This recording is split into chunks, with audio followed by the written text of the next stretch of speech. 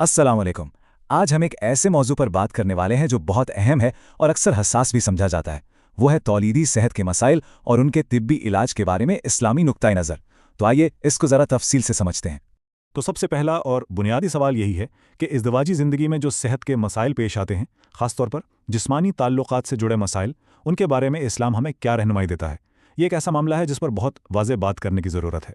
अच्छा, इस पूरे मामले को समझने के लिए सबसे पहले इस्लाम के एक बुनियादी उसूल को जानना ज़रूरी है, और वो ये है कि हमारी जिस्मानी सेहत ये अल्लाह ताला की तरफ से एक अमानत है, और इस अमानत का ख्याल रखना एक तरह से हमारा दीनी फरीज़ा है। तो इसी उसूल की बुनियाद पर किसी भी बीमारी के लिए इलाज कराना ये सिर्फ एक इजाज़त नहीं है, बल्कि इसे तो सुन्नत नबी सल्लल्लाहु अलैहि वसल्लम पर अमल करना समझा जाता है। यानी ये एक अच्छा और सवाब का काम है।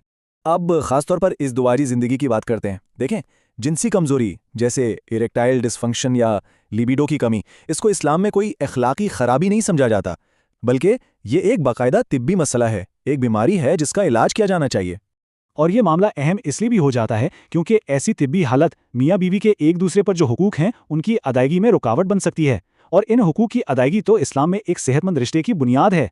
तो फिर यहाँ सबसे बड़ा सवाल ये उठता है कि इस तरह की तबी हालत के लिए बाकायदा इलाज करवाना, यानी दवाएं इस्तेमाल करना, क्या ये इस्लामी नज़रिए से जायज़ है?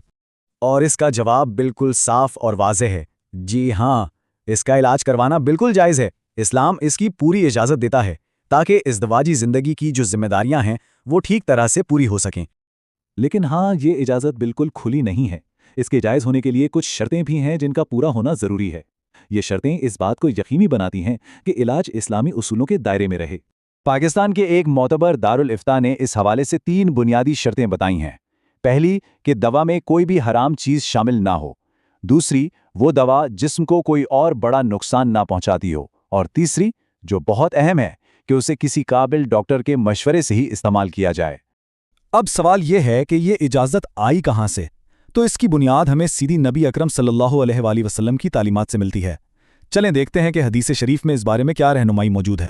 बुखारी और मुस्लिम दोनों में ये मशहूर हदीस मौजूद है कि नबी अकरम सल्लल्लाहु अलैहि वसल्लम ने फरमाया, अल्लाह ने कोई ऐसी बीमारी नहीं उतारी जिसका इलाज भी ना उतारा हो।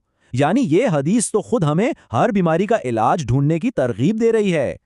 और ये सिर्फ पुराने वक्तों की बात नहीं है, आज के दौर के बड़े उलमा का भी यही नज़रिया है। जैसे पाकिस्तान के दारुल इफ्ता ने कहा है कि फितरी सलाहियतों को मुतवाज़न करने वाली दवाएं जायज़ हैं। इसी तरह सऊदी अरब के साबिक मुफ्ती आज़म शेख इब्न बाज ने भी साफ कहा था कि वयाग्रा जैसी दवाएं इस्तेमाल करना जायज़ है, क्योंकि नामर्दी एक बीमारी है और इसका इलाज होना चाहिए। यहाँ एक और दिलचस्प बात यह है कि इलाज का ये जो इस्लामी उसूल है ना, ये ट्रेडिशनल और जदीद दोनों तरीक़ों पर लागू होता है। इस्लाम सेहत के मामले में तरक्की के खिलाफ नहीं है। मसलन एक तरफ हम तिब्बे नबवी में देखते हैं तो वहाँ शहद, लहसुन, अंडे, दूध और जड़ी बूटियों जैसी कुदरती चीज़ों से इलाज का जिक्र है। तो दूसरी तरफ आज के जदीद दौर में इसी उसूल के तहत डॉक्टर के मशवरे से जो मंजूर शुदा दवाएं हैं उनका इस्तेमाल भी जायज़ है। तो देखें, तरीक़ा कोई भी हो, रिवायती हो या जदीद, मकसद एक ही है, सेहत को ठीक रखना और अपनी जिम्मेदारियों को अच्छे तरीके से पूरा करना।